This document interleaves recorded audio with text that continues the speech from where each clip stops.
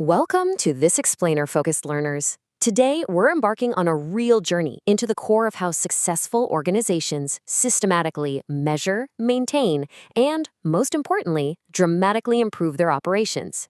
We're going to unpack what is essentially the ultimate solution to operational chaos. We're talking about the exact frameworks used by world-class industries to ensure they aren't just surviving, but actually thriving. So, I want to kick things off by asking you a pretty fundamental question. How do world-class organizations actually know they're successful? And I mean really know. The answer challenges us to think way beyond just guessing, or hoping, or glancing at end-of-year profit margins. Relying on a gut feeling? That simply doesn't cut it when you're managing complex systems, global supply chains, or life-saving products. To truly know, you absolutely have to have a strategic organizational framework in place. What we're really talking about here is performance evaluation. As defined by internationally recognized standards like ISO 901, specifically Clause 9 if we're getting technical, performance evaluation is a quality management system framework. It uses monitoring, auditing, and management review to actively drive continuous improvement. Honestly, think of it like the central nervous system of a business. It's the exact mechanism that takes in all those external and internal signals, processes them, and then tells the organization exactly how to adapt and get better. Now, these concepts are deeply rooted in the ISO 9000:2015 standard, which lays out the fundamental principles of quality management. And the beauty of these frameworks is that they're universally applicable. Seriously, whether you're a scrappy tech startup, a massive global pharmaceutical manufacturer, or even an educational institution, this is the gold standard for organizations that want sustained success by consistently meeting both customer and regulatory requirements. Here's our roadmap for this explainer. First, we'll cover what is performance evaluation. Second, Pillar 1, monitoring metrics. Third, Pillar 2, internal auditing. Fourth, Pillar 3, management review. And finally, Section 5, driving continual improvement. All right, let's dive into Part 1. What is performance evaluation? We're talking about the transition to evidence-based decision-making. You see, performance evaluation isn't just about handing out report cards or grading employees.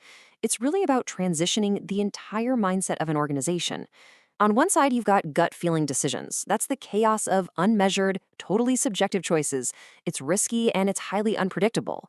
But on the other side, you have data-driven decisions. The ISO standards specifically refer to this as evidence-based decision-making. When your decisions are grounded in the objective analysis and evaluation of real data, your organization is just far more likely to produce the desired results, optimize resources, and correctly assess how processes are actually performing. Moving right along to Section 2, Pillar 1, monitoring metrics. This is all about the day-to-day data. So if we scale our perspective all the way down to the ground floor of an operation, what exactly are we monitoring? Well, according to ISO 9001 Clause 9.1, organizations have to constantly track a very specific set of critical quality metrics. We're looking at customer perceptions, like are their expectations actually being met? We're looking at the efficiency of internal processes. We're rigorously checking product and service conformity. We even have to monitor the performance of our external suppliers and verify whether the actions we took to mitigate risks actually did their job. This data is literally the continuous pulse of the organization.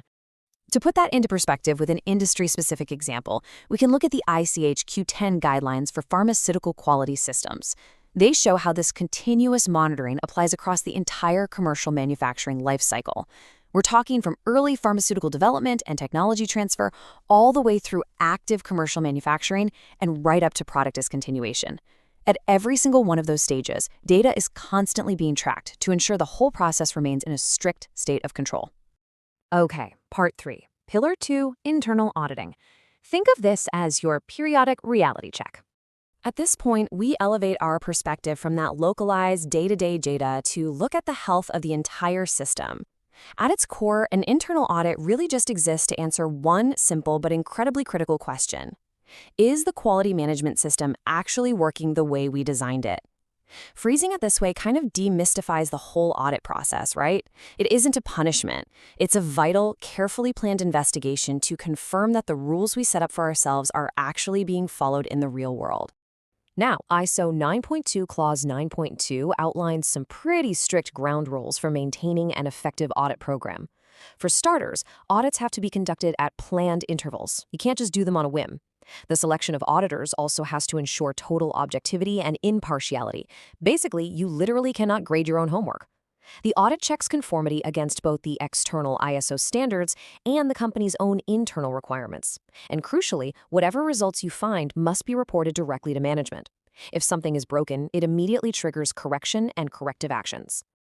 That brings us to Section 4, Pillar 3, Management Review. This is the executive zoom out. We are zooming way out to the macro level now. Let's anchor this with a great definition from the ICH Q10 glossary. They define senior management as the person or persons who direct and control a company at the highest levels, possessing the actual authority to mobilize resources. Management review isn't just a casual meeting. It's a formal, high-level governance process.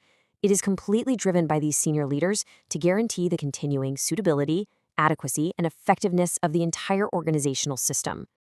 I want you to think of the precise mechanics of ISO 9001, Clause 9.3, as a high-powered engine. Over on the input side, you've got your raw fuel, audit results, customer feedback, and data on resource adequacy. The executive team feeds all of this into the engine, evaluates it against their big picture strategic direction, and then produces the outputs on the other side.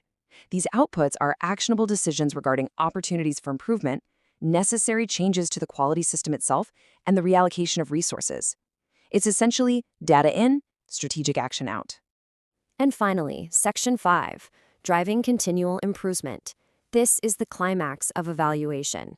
This right here is where it all comes together, bridging that massive gap between just measuring things and actually generating breakthrough improvements. To really grasp how this works, we look at the famous PDCA cycle: plan, do, check, act.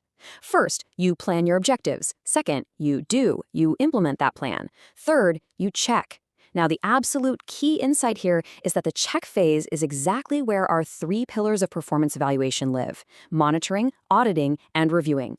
Those are all check functions. Without a really robust check phase, you can literally never progress to the final step, which is act, taking the necessary actions to continually improve your performance.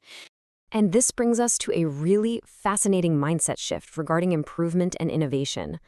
During a recent ISO and BSI Technical Committee webinar discussing sustained success, one of the experts, Leo Colombo, brought up a famous story about Thomas Edison inventing the light bulb. When people asked Edison about his failures, he famously said he didn't fail 900 times. He successfully learned that 900 materials didn't work. When our performance evaluation pillars uncover non-conforming outputs, it isn't necessarily a failure. Actually, it's a vital, systematic learning lesson that points us directly towards success. Ultimately, as those experts in the webinar pointed out, this whole evaluation process is deeply intertwined with modern innovation. Evaluation data triggers both incremental improvement, making a current process slightly faster or maybe a bit cheaper, and breakthrough technological innovation. By rigorously evaluating exactly where your processes are straining, you end up building the exact business case you need to adopt emerging technologies, like artificial intelligence, big data analytics, or augmented reality. The data you gather from our 3 pillars literally becomes the foundation for your next big innovation. So, as we wrap up this explainer, I want to leave you with a final, slightly provocative question to ponder. Is your organization just handing out grades and hoping for the best? Or is it actively using a rigid framework of evaluation? And yes, even leveraging its measured failures to drive its next breakthrough innovation. It's definitely something to think about the next time you look at your own daily processes. Thank you so much for diving into the 3 pillars of performance evaluation with me today. And as always, keep learning.